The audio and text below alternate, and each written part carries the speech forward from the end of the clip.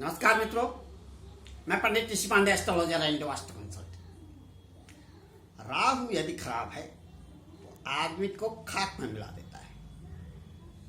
यदि राहु आपके ऊपर मेहमान है तो वह इतना मेहरबान हो जाएगा कि आपको छप्पर फाड़ के देगा। इसलिए सबसे पहले मैं कहूंगा कि आपका घर चाहे छोटा हो चाहे बड़ा हो, चाहे एक ही कमरे का क्यों ना हो, आप अपने घर को एकदम नीट एंड क्लीन रखिए। नंबर 1। नंबर 2, आप जिस गाड़ी से चल रहे हैं, किसी कार्यस्थल पर या कहीं भी लोग बागों से मिलने के लिए किसी भी कार्यवश जा रहे हैं, गाड़ी बिल्कुल साफ सुथरी हो, धुली हुई हो, डस्टिंग अच्छी तरह से की हो। नंबर 3, आपका ऑफिस, कार्यस्थल का ऑफिस की टेबल एकदम साफ सुथरी होनी चाहिए, उसमें कोई डस्टिंग ना हो। ऑफिस में तरीके से आपकी फाइल्स उगर रखी हो, कंप्यूटर बिल्कुल साफ सुथरा हो, आपका लैपटॉप जो हो एकदम नीट एंड क्लीन हो, जो भी सामान है वहाँ, जो भी सामग्री है, इवन पेन तक आपकी डस्टिंग उस पर की हुई हो। यदि आप ऐसा करते हैं, आप ऑफिस की एकदम सफाई बिल्कुल अप टू डेट, तो राहु आपको सताएगा नहीं, पॉजिटिव रिजल्ट देगा। घर में आपका राहु का स्थान, निवास स्थान टॉयलेट में और सीढ़ियों में होता है। अतः आप अपने घर का टॉयलेट और सीढ़ी स्वयं साफ कीजिए। आपके यहाँ काम करने वाली बाई आती भी है या जमादार आता है टॉयलेट साफ करने के लिए, उसके बावजूद भी आप स्वयं कीजिए। वह इतनी अच्छी तरह से आपके घर का टॉयलेट का और सीढ़ियों का ध्यान नहीं रखेगा जितना आप कर पाएंगे। बिल्कुल चमका दीजिए उसको, रगड़ रगड़ रगड़ रगड़ करके आप जितना चमकेगा आपका बाथरूम और सीढ़ी, उतना ही आपका भाग्य चमक उठेगा। इस बात का ध्यान रखें कि टॉयलेट की सफाई और घर के सीढ़ियों की सफाई प्रतिदिन करें। सुबह उठ के पहला काम यही करें आप, उसके बाद नहाने धोने का काम करें। यदि आप ऐसा करते हैं तो आपको राहु मालामाल बना देगा। रात्रि में सोते समय एक छोटे से लोहे के प्याले में या कांच के प्याले में आप फिटकरी का टुकड़ा रख दीजिए।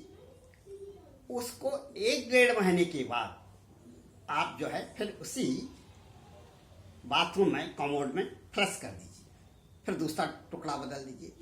ऐसा कंटिन्यू करते रहिए। यदि आप ऐसा करते हैं तो राहु जनित कोई भी कष्ट आपके ऊपर नहीं आने पाएंगे। राहु जब देने को आता है तो इतना धन देता है आदमी को, तो आदमी उसको संभाल नहीं पाता है। भू संपत्ति अथाह देता है और आपकी वाणी को भी कुपित होने से बचाता है। उच्च शिक्षा देता है, कारोबार में वृद्धि करता है। राहु यदि आपके ऊपर मेहरबान हो गया तो बल्ले बल्ले हो जाती है। आपको कोई भी धन जनित, माइंड से संबंधित, शारीरिक संबंधित कोई भी वह कष्ट नहीं आने देता है। राहु यहां तक कि आपको वाणी से बड़ा ही सावधान करने वाला होता है, सौम्यता भी देता है। राहु यदि खराब होता है तो आदमी गुस्सैल प्रवृत्ति का हो जाता है। यदि राहु आपके फेवर में है तो आपको सौम्यता देगा, लोग बागों के बीच सामंजस्य स्थापित करता है। यदि राजा दंड देने के लिए तैयार हो गया है आपको। राहु यदि आपके ऊपर मेहरबान है तो राजा की बुद्धि को उसी समय वह बदल देगा, उसके विचार को बदल देगा और जो भी चीज है आपके पक्ष में वह डिसीजन देगा। इसलिए राहु का हमेशा आदर करें और उसको पूजें। राहु हमारा जो है सर है। इस सर को हम जितना सुरक्षित रखेंगे, देखते हैं आप कहीं जा रहे हैं, गाड़ी ड्राइव कर रहे हैं, स्कूटर, स्कूटी या मोटरसाइकिल, अपने सर को बचाने के लिए हेलमेट पहनते हैं। या कार्यस्थल पर जो लेबर्स हैं वहां पर सिर में ही हेलमेट पहनता है और जगह नहीं पहनता है, क्योंकि यह सर का अपना उसका इस सर में पूरा उसका प्रभुत्व है, माइंड है। जैसे केतु नीचे के भाग, शरीर के नीचे का भाग केतु है, ऊपर का भाग सिर से ऊपर, गर्दन से ऊपर का भाव जो है राहु है। आप इसको सेफ रखेंगे तो आपको भी वह सेफ रखेगा, आपकी जिंदगी को बड़ा सी वह सुंदर आकर्षक व्यक्तित्व वाला बना देगा। इसलिए कोशिश कीजिए कि अपने घर का बिल्कुल ध्यान रखें, साफ सफाई का, छत से लेकर के नीचे प्रांगण तक आपका बिल्कुल एकदम घर साफ सुथरा होना चाहिए। घर की रोज डस्टिंग हो डेली, नहीं आज आपने झाड़ू लगा दिया है, आज डस्टिंग कर दी, आप कहेंगे कल ही तो हमने किया हुआ है, अब क्या करें, कल फिर करिए, परसों फिर करिए, अगले दिन फिर करिए, डेली कर लीजिए। एक नियम बना लीजिए, जैसे आप उठते हैं सुबह, ब्रश करते हैं, अपने दांतों को फ्रेश होते हैं, नहाते हैं, ठीक ऐसे ही वो हमारा सजीव है। मकान को भी आप सजीव मान लीजिए, आप उसकी भी डेली सफाई कीजिए, रोज डस्टिंग कीजिए। कोई चीज टूटा फूटा हो, कांच कहीं खिड़कियों के कांच हैं टूटे फूटे हैं तो तुरंत बदल डालिए। दरवाजा अगर कहीं पर आवाज कर रहा है, आपका क्रैक की आवाज कर रहा है, दरवाजा खोलते समय बंद करते समय, उसको ठीक करा लीजिए। लेबर लाइए, कारपेंटर, उसको कटवा के सही कर लीजिए। यदि टूटा फूटा दरवाजा है, नया दरवाजा लगाइए। बिल्कुल घर आपका नीट एंड क्लीन होना चाहिए।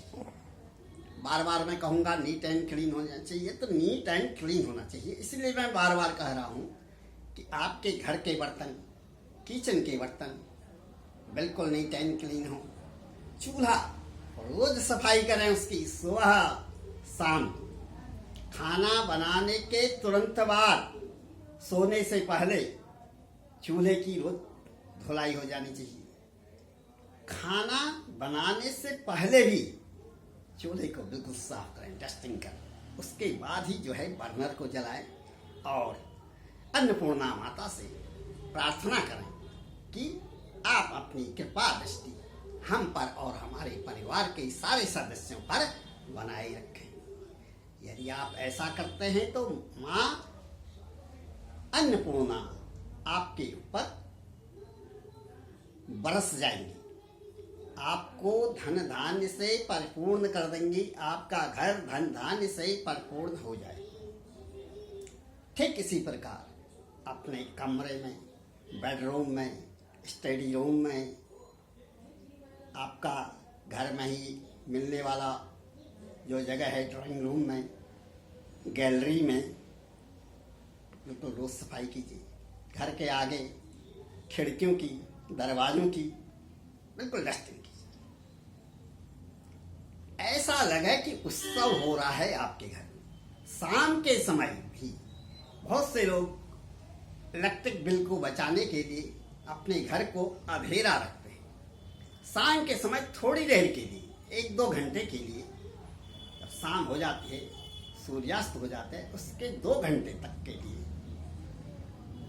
वैसे तो 3-4 घंटे तक जलना चाहिए, रात्रि के 10 बजे तक, नहीं तो 2 घंटे के लिए आप घर की सारी लाइट्स को जला दीजिए, इवन टॉयलेट्स की भी लाइट को जला दीजिए, आपका स्टोर रूम है वहां की भी लाइट्स को भी जला दीजिए, केवल मंदिर का ही नहीं, कमरे का ही नहीं, किचन का ही नहीं, सारी घर की लाइट्स को, घर के आंगन का, गैलरी का, कहीं भी अंधेरा न रहने पाए, क्योंकि शाम के समय घर में लक्ष्मी आती है, वह जहां अंधेरा देखती हैं वहां से दूर भाग जाती है। इसलिए लक्ष्मी के आवाहन के लिए, उनके वेलकम के लिए आप घर की लाइट्स को पूरी जला दें।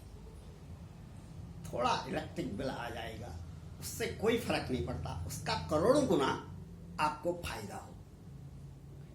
घर में शंख की ध्वनि सुबह और शाम रोज करें, और घर के मंदिर में सुबह और शाम दीपक और गीली धूप अवश्य प्रज्वलित करें, चाहे आप 1 मिनट के लिए पूजा करें, और सूर्य देवता को जल रोज चढ़ाएं, भले ही प्लेन जल चढ़ाएं, ओम घृणी सूर्याय नमः, या खाली चढ़ा दें।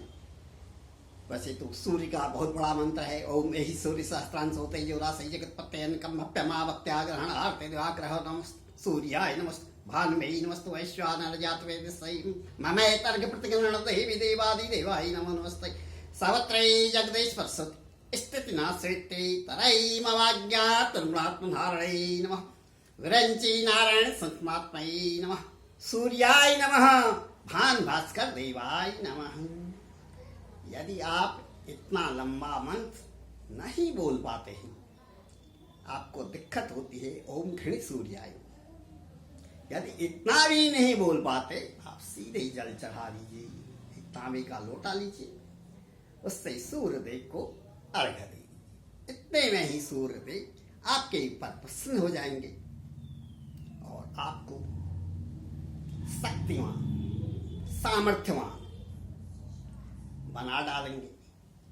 आपकी आभा तेज हो जाएगी, हड्डी संबंधित कोई भी आपको रोग नहीं होगा, यानी नेत्रों में आपकी कुछ प्रॉब्लम्स है, आपकी गई हुई नेत्र जो पुनः वापस आ जाएगी। मैं यह दावे के साथ कह रहा हूँ, आप यदि प्रतिदिन सूर्य देव को अर्घ देते हैं और सूर्य देवता को नमस्कार करते हैं, तो आपको आंखों संबंधित कोई रोग, त्वचा संबंधित कोई रोग और हड्डी संबंधित कोई रोग हो ही नहीं सकता।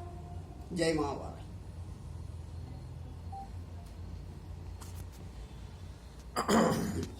चला नहीं था।